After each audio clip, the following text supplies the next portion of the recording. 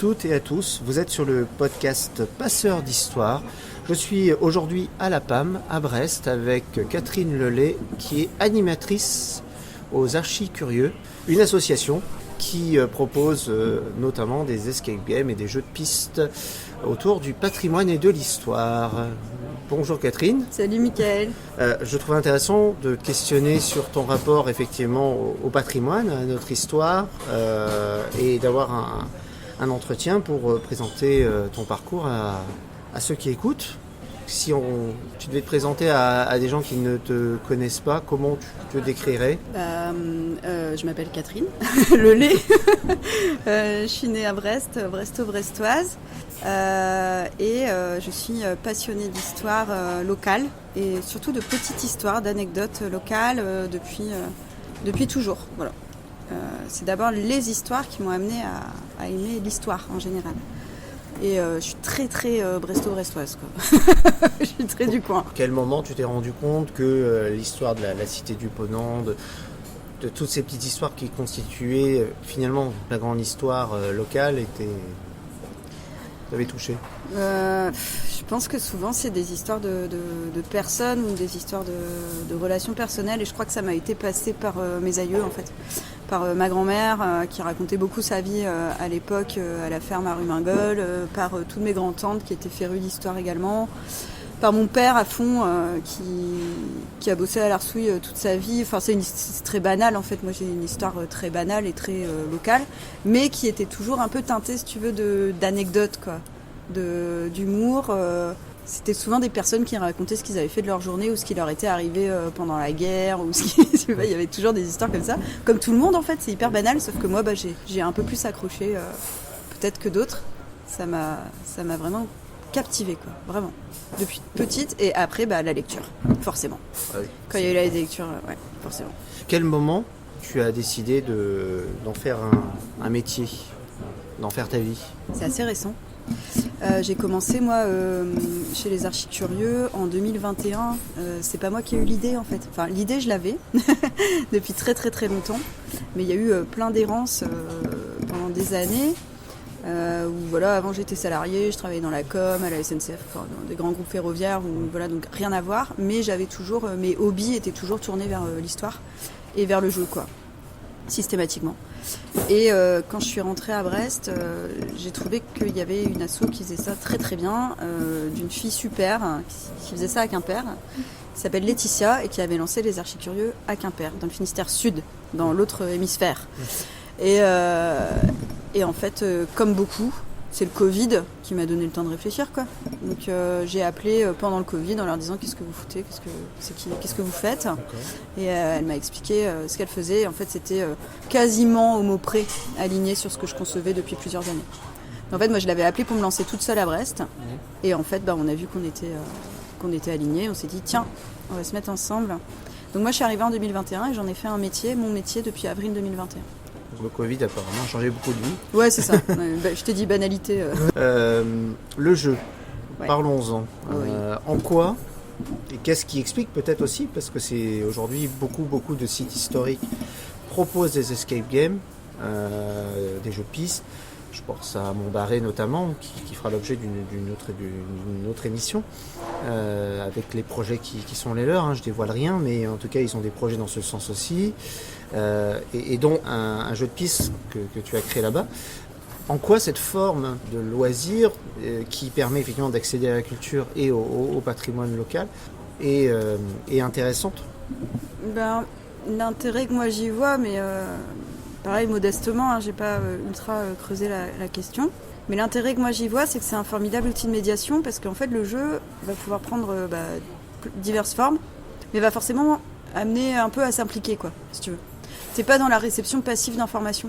Moi je suis férue et adepte des conférences, des visites guidées, etc. Mais c'est parce que je suis câblée pour et que de toute façon le sujet m'anime, quoi.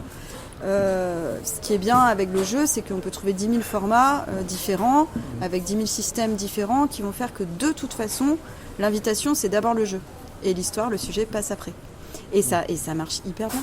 Oui. Ça marche super bien. C'est un outil de médiation comme un autre, je pense, mais qui moi me parle plus, parce que le ludique, c'est peut-être une manière aussi d'alléger un peu les choses. Je sais pas, c'est peut-être ça le truc.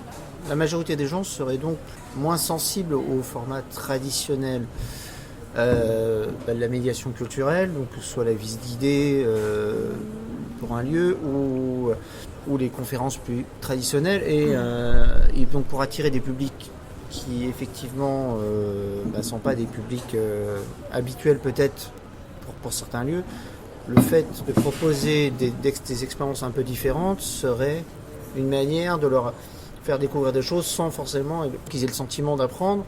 Est-ce que c'est ça ? C'est pas exactement. Je sais pas si c'est exactement ça que je veux dire. C'est pas comme si je disais que la majorité des gens étaient éloignés en fait de la réception descendante de l'histoire ou du savoir. C'est plus que c'est juste un média en plus, un outil en plus pour peut-être effectivement un public, un certain public quoi. Je sais pas si c'est un public majoritaire d'ailleurs. Hein. Tu vois, il y a plein de gamins qui n'ont pas besoin du jeu pour s'intéresser à l'histoire ou au patrimoine. Il y en a qui sont émerveillés par l'aspect esthétique, il y en a qui vont être émerveillés par l'aspect architectural. Il y en a des gamins comme ça, il y en a qui vont aimer juste l'histoire des lieux. Mais il y en a certains, effectivement, par le jeu, c'est bien quoi. Et je le vois avec mon jeu de piste à Brest, ça va aussi avec certains adultes qui, eux, sont pourtant complètement aptes à avoir de l'info de manière traditionnelle. Mais le jeu, ce sera peut-être juste à ce moment-là, juste un petit plus, tu vois. D'accord. Je crois pas que ce soit une technique pour appâter, mais ça peut être un média efficace. Et puis toujours pareil, le jeu, vu qu'on est actif, on retient mieux. C'est aussi bête que ça en fait. À partir du moment où on a dû soi-même observer la façade, ou trouver la date, ou trouver le code, Oui. c'est l'intention, c'est l'objectif derrière qui fait que les gens s'impliquent un peu plus quoi. Alors c'est une véritable tendance aujourd'hui. Ouais. Mais qui effectivement n'est peut-être pas majoritaire et juste effectivement complémentaire de ce qui existe déjà.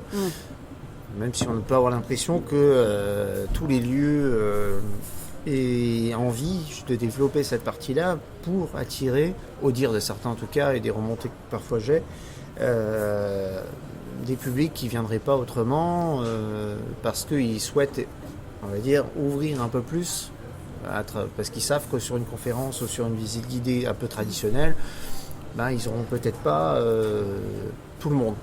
C'est d'avoir justement une frange de plus de visiteurs, il y a un prisme un peu plus ludique. C'est ça. Et voilà. Après, moi, je suis convaincue donc, que c'est un outil de médiation, donc de vulgarisation. La vulgarisation de l'histoire n'est pas l'appauvrissement de l'histoire. C'est comme la vulgarisation scientifique n'est pas l'appauvrissement du sujet scientifique, quoi. C'est pas non plus une simplification, c'est juste une porte d'entrée, voilà. Et en parlant avec toi, là, je réalise un truc peut-être, c'est que, en gros, il y a aussi le rôle d'Internet, c'est-à-dire qu'en fait, la dose d'information et d'auto-éducation livresque ou par contenu de YouTube ou par les réseaux sociaux, en fait, on peut le faire en autonomie. Le jeu, forcément, c'est l'expérience. Oui. Donc forcément, peut-être qu'on peut... Enfin, tu vois, ce qu'on avait besoin d'aller écouter avant ou d'aller se faire expliquer avant, peut-être qu'aujourd'hui, il y a beaucoup de gens qui vont aller plutôt vers l'auto-éducation et aller chercher l'info d'eux-mêmes. Et en fait, le jeu, t'es obligé d'être là, d'être présent et de le vivre. Et c'est cool aussi. Enfin, c'est peut-être ça qui permet de proposer une alternative. En gros, si on doit expliquer comment ça se passe pour quelqu'un qui vient faire un jeu de piste... Alors... Chez les Archicurieux, donc maintenant on est 2, répartis sur 13 villes du Finistère, et à chaque fois, dans chacune des 13 villes, on va créer des jeux, alors parfois différents, adaptés au lieu, mais on a quand même 2 gros principes de jeux principaux. Et il y en a un, c'est le fameux jeu de piste. Le jeu de piste, comment ça se passe ? C'est que en gros, les gens viennent réserver des créneaux sur Internet. Oui. Voilà, pour un jeu de piste à Brest à 14h, mettons, j'en sais rien, un samedi. Et comment ça se passe ? En fait, c'est des jeux en autonomie, mais je suis là. Donc, je leur remets un kit de jeu par équipe, et dans ce sac à dos, mettons que ce soit un sac à dos, à l'intérieur, ils vont avoir tout ce qu'il faut pour jouer. Souvent, ce sont des enveloppes fermées par des cadenas, et chaque enveloppe va contenir des énigmes qui les amènent dans différents lieux de Brest. La première énigme va les envoyer, je ne sais pas, mettons hypothétiquement par exemple au plateau des Capucins.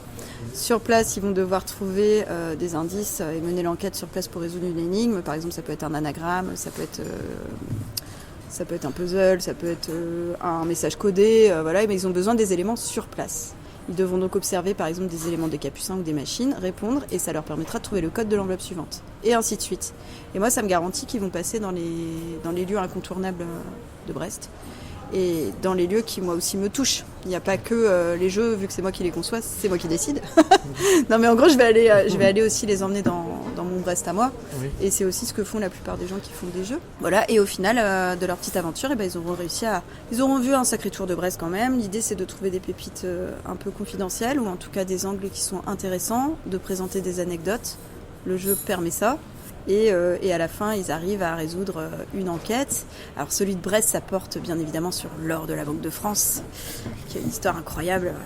Quels sont justement les lieux qu'on méconnaît? Parce qu'on dit souvent, moi j'entends souvent ça, à Brest, en gros, il n'y aurait pas d'histoire. Où la destruction de la ville à la fin du second conflit mondial, à cause notamment des bombardements alliés, a fait que la ville a été reconstruite quasi totalement, à part la rue de Saint-Malo, si on caricature un peu. Mais on n'est pas loin de la réalité. Est-ce que effectivement la légende qu'on entend avec certains, qu'en gros qu'il y aurait pas forcément passé de pépites ou de traces, voilà, est vraie, et quels sont les lieux auxquels on ne pense pas et qui existent et qui sont témoins du... Bon, j'ai cité la rue de Saint-Malo, mais... Ouais, ils ont fait un travail incroyable à la rue de Saint-Malo, c'est génial. Mais c'est plutôt des petites traces, je dirais. Alors, il faut quand même savoir de base que moi, je ne suis pas historienne, je ne suis même pas guide conférencière, j'ai pas d'habilité, quoi. C'est juste, moi, je m'entoure de gens qui, eux, savent. En fait, ce que moi j'ai découvert, c'est jamais des choses que moi j'ai découvert toute seule, ou tu vois, c'est toujours des choses, c'est toujours des gens qui m'ont aidé ou qui m'ont inspiré. Et en gros, sur ces traces-là, on va pouvoir trouver des traces du passé de Brest, un peu partout, à vrai dire. Et c'est surtout des points de vue de Brest qui, moi, m'intéressent. C'est-à-dire qu'il y a très peu de gens aujourd'hui, en tout cas dans les Brestois, par exemple, qui vont passer en partant du bas de la rue de Siam. Traditionnellement, ils traversent le pont tout droit, quoi. Nous, ce qu'on va leur proposer, c'est de descendre les escaliers qui vont descendre vers la porte de Tourville, d'aller à l'entrée de l'abri Sadi Carnot. Et ce qu'ils font peu en général, c'est que l'énigme va les obliger un petit peu à passer sous le pont et à avoir ce point de vue, tu vois, très très proche de la Pinfeld, qui était en fait l'ancien niveau du Brest d'avant. Et grâce à l'iconographie, grâce à des images et tout machin, on peut les aider à visualiser comment c'était Brest avant. Et en fait, ça va être souvent ça. On va essayer de leur montrer des petites pépites. Je sais pas si tu savais, mais à côté de la porte Sadi Carnot, tu as une plaque de l'ancienne mairie. Mais quand je dis l'ancienne mairie, c'est une plaque en fait en hommage au premier maire de Brest, le sieur de Poulrinou, qui est resté dans le mur. Bon, il fallait le trouver. C'est des historiens qui l'ont trouvé avant moi, bien sûr, mais grâce à eux, je peux le montrer à mes visiteurs. Tu vois, et c'est plein de choses comme ça. D'accord. Et en fait, vu qu'on a plein de supports dans le sac à dos, on peut leur montrer plein d'images, on peut leur montrer plein de photographies, de reproductions, de tableaux, de plans, bien sûr, d'époque, qui nous permettent d'alimenter ce qu'ils voient au moment du jeu. Et ça, c'est cool.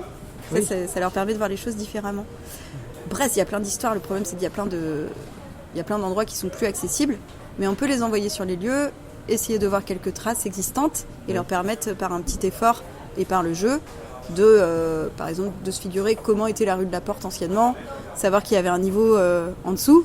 Oui, c'est vrai. Voilà, essayer d'imaginer toutes les marchandises qui passaient par là.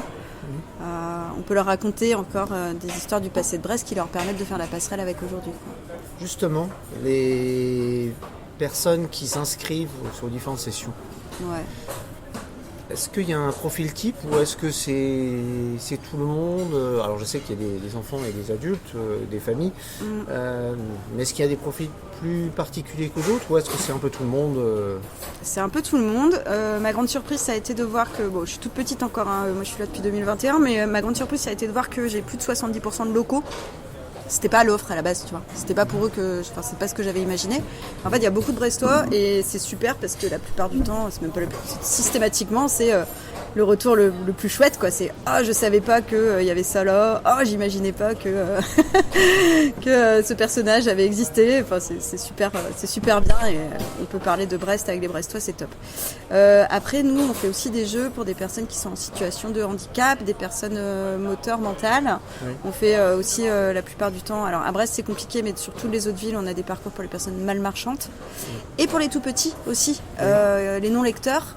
Nous on va créer des jeux en fait pour tout type de public Et c'est chouette, quoi. On n'est pas que pour les familles, c'est très bien, mais on va aussi parler aussi de l'intérêt de faire des jeux, c'est la dynamique de groupe. Oui. La fameuse cohésion, pareil comme le ludique qui est mise un peu à toutes les sauces. Bon, moi il se trouve que vraiment la dynamique de groupe, je sais que le jeu par contre c'est un des leviers qui fonctionne le mieux. Une mission simple et basique pour se coordonner à 5 ou à 6, que ce soit pour des adultes, des enfants ou des tout petits, l'instinct grégaire fait que le jeu va faire révéler ça et c'est génial, quoi.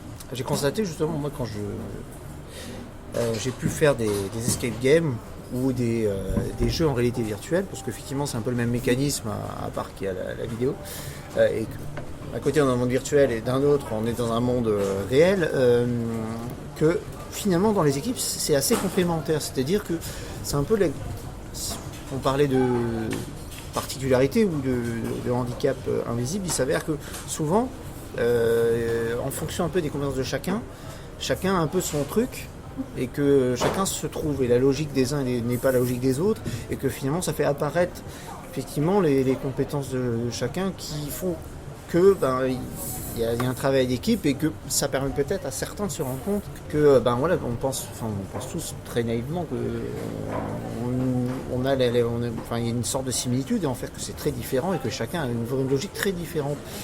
Et des choses évidentes pour certains ne le sont pas pour d'autres. Mais c'est ça qui est... Et justement, est-ce que quand tu constitues les jeux, tu les crées, tu les imagines, est-ce que c'est pensé en fonction effectivement de ce que chacun peut apporter dans le déroulé du jeu quand ils sont dedans? Ouais, un petit peu, mais c'est à ses limites. C'est-à-dire que je crée des jeux, ce qui va me permettre de jouer sur la dynamique de groupe, c'est de faire des jeux avec des épreuves extrêmement variées. C'est-à-dire que tu vas avoir des maths, tu vas avoir du verbal, tu vas avoir de l'observation, tu vas avoir des fois des missions où il faut être au moins 2 ou 3 pour pouvoir observer par exemple 2 faces d'un bâtiment, etc. Donc ça c'est la variété, c'est ce qui va essayer de favoriser la cohésion quand je suis à la conception. Après la réalité c'est que c'est très humain et qu'une fois que le sac à dos ou le kit est parti, ça ne m'appartient plus. Je me suis pas mal intéressée à la dynamique de groupe par ailleurs, je donne des formations là-dessus en ce moment. Et ce qui est intéressant dans la dynamique de groupe, c'est qu'il y a une idée préconçue qui est marrante, c'est de croire que chacun va amener ses qualités dans le groupe. Plus complexe que ça. En fait, nos comportements vont être modifiés en fonction de ce qu'on perçoit du groupe. Et ça, c'est à tous les âges. C'est un peu magique. C'est-à-dire que si tu crois que tu es un petit peu l'observateur ou le timide ou au contraire le fonceur, en fait, tu vas te réguler. Si tu vois qu'il y a plus fonceurs que toi, instinctivement, tu vas te réguler en fonction de ce que tu crois que le groupe a besoin.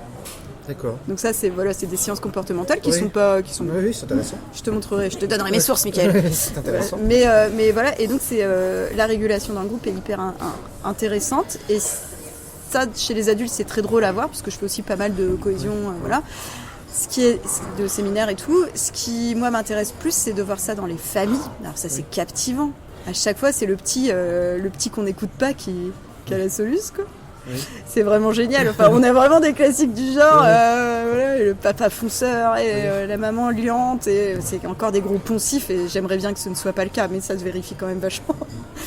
Et du coup, chacun trouve sa place dans le groupe. Et effectivement, chacun amène ses qualités. Est-ce que il y a un aspect collectif évidemment, mais est-ce qu'il y a quelqu'un qui prend le lead en général? Systématiquement, et ce qui est marrant en dynamique de groupe, c'est que le lead va pas être pris au même moment. En fait, le lead, il va tourner dans le groupe. Au début, tout le monde va être dans son petit rôle à soi, traditionnel, on va dire. Par exemple, si on parle d'une cellule familiale ou d'une équipe qui se connaît bien, tout le monde va être dans son rôle, mais après, le jeu, il est pensé pour que... il n'est pas fait pour être difficile. En fait, tout simplement, il y a des gens qui sont pas observateurs. Il y en a qui veulent pas faire le jeu, mais qui sont intéressés par l'histoire. Enfin, en fait, on fait avec la réalité de l'équipe, quoi. Il y en a d'autres qui sont au contraire... à fond et qui ont tout compris parce qu'ils ont l'expérience des jeux, enfin bref, tu vois. Oui. Et en fait, ce qui est marrant, c'est que le leadership, entre guillemets, le côté lead, le côté meneur, il va tourner en fonction de l'épreuve. Donc c'est hyper sympa, quoi. Et quand il bloque, s'il y a un conflit, il y a un conflit. Ça ne m'appartient pas. Ça n'est pas mon jeu qui va susciter le conflit, si tu veux. Si tu as une équipe qui est dysfonctionnelle, c'est juste que le jeu va peut-être un peu agir comme un révélateur.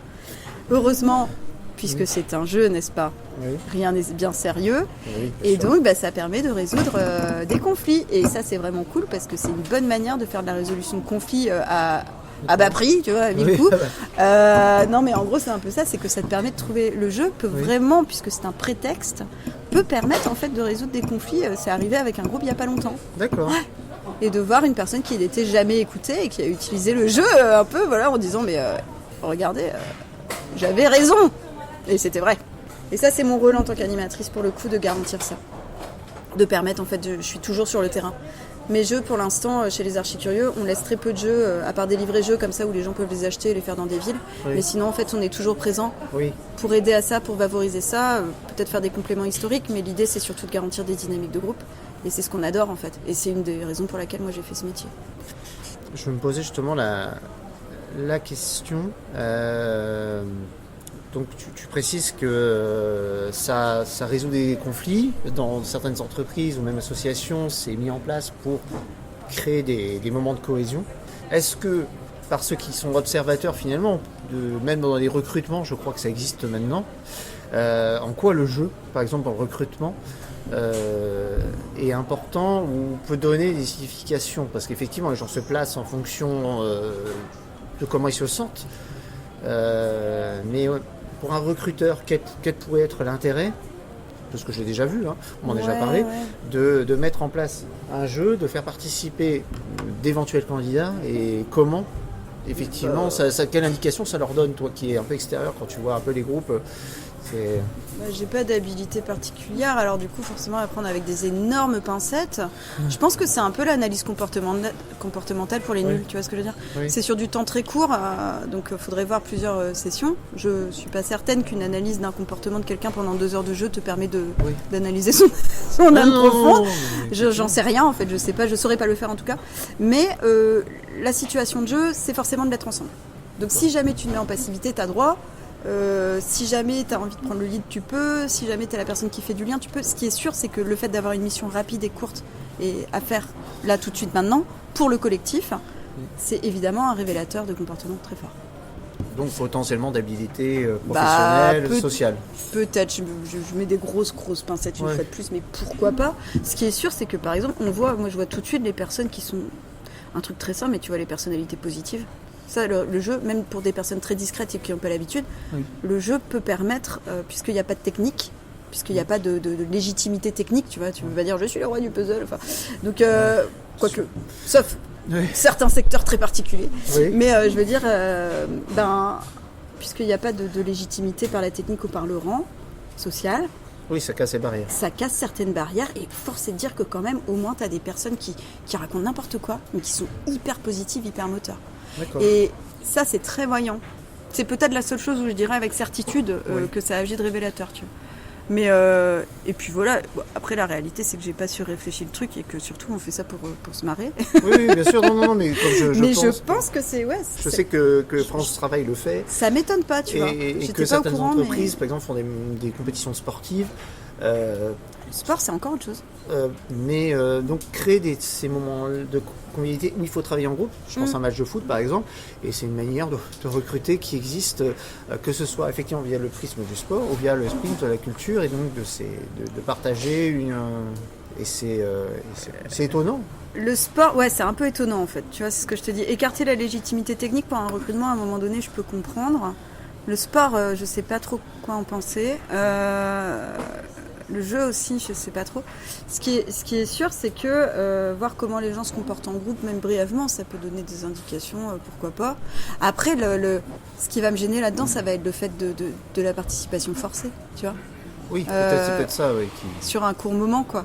Oui, c'est une manière de... Je trouve ça... Oui, ça doit être volontaire. Ça pourrait être limite manipulatoire, je crois. Oui.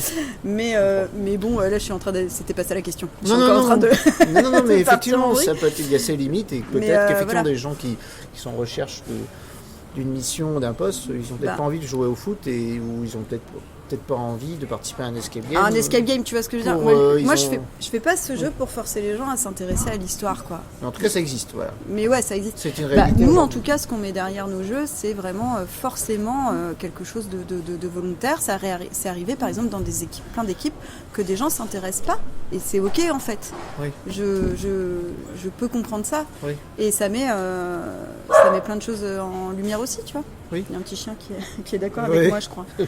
Mais crois. c'est forcément intéressant, c'est jamais Oui. Voilà. Non. Mais non. par contre, Je trouvais intéressant d'avoir dans ma vie sur ce qui est utilisé maintenant assez couramment. le jeu, c'est partout. Le jeu à ou toutes le les sauces, sport, carrément. effectivement, comme moyen de recrutement, moyen de cohésion, avec parfois, effectivement, comme tu dis, peut-être pour certains, ils n'ont pas envie, c'est pas leur truc, et ils se sentent peut-être un peu coincés dans un schéma qui ne leur convient pas. Alors qu'on a trop le droit de dire non, hein, mais... Oui, mais qu'est-ce que ça dit, tu vois, c'est toujours... Mais- En fait, c'est vraiment ça le problème, c'est qu'en fait, je crois qu'il n'y a pas le droit de dire non. Mais bon, en tout cas, voilà, ça existe. Ouais. Et S'ils veulent, je leur ferai des jeux, je leur dirai, t'appelles France, machin. France Travail. Ouais.